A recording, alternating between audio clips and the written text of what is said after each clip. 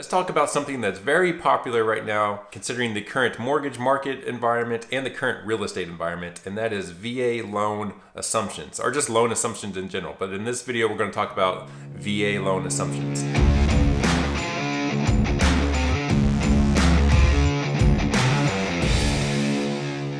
So if you purchased a home in the last 4 to 5 years, there's a pretty good chance you have a decent amount of equity in your home. And there's also a decent amount of chance that you refinanced at some point in the last 5 years, probably a couple of years ago when a lot of rates for homeowners were sub 3%. So you're sitting on a decent amount of equity in your home and you have a very low interest rate, you are looking good. And for whatever reason, maybe you're PCSing if you're active duty military, maybe you're taking a job somewhere else, maybe you're moving somewhere for whatever reason and you're looking to sell. Well, an attractive option is for someone to assume your current VA loan. Now, there's advantages and disadvantages to that.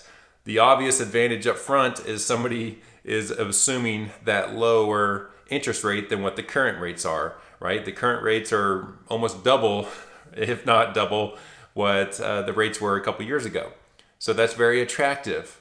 However, you're going to have some disadvantages to somebody assuming your loan. For one, let's assume that you're selling your home for $500,000 and your current loan balance is $300,000.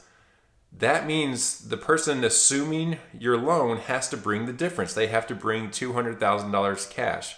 That severely limits your buyer's pool of who has that available cash, sitting there that can assume your loan. Because whoever's assuming your loan, whether a veteran or non-veteran, they're assuming the interest rate and the loan balance. You can't assume a loan and have the full purchase price, so you have to bring the cash difference.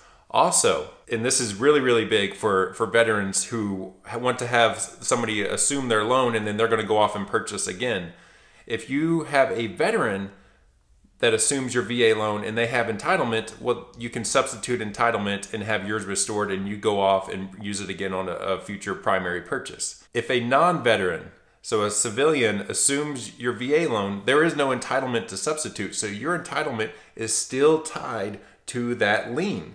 So if you go off and you want to purchase again and your VA entitlement is still currently tied up on that lien until it's paid off, you don't have any entitlement to use your VA loan again. So that's something to think about when you're trying to allow someone to assume your VA loan. VA loan assumptions are handled by the current servicer. So you need to reach out and see what requirements and what qualifying requirements there are for somebody to assume your loan, because it can take some time. That's another negative about this. Depending on your situation, you may not be trying to move quickly.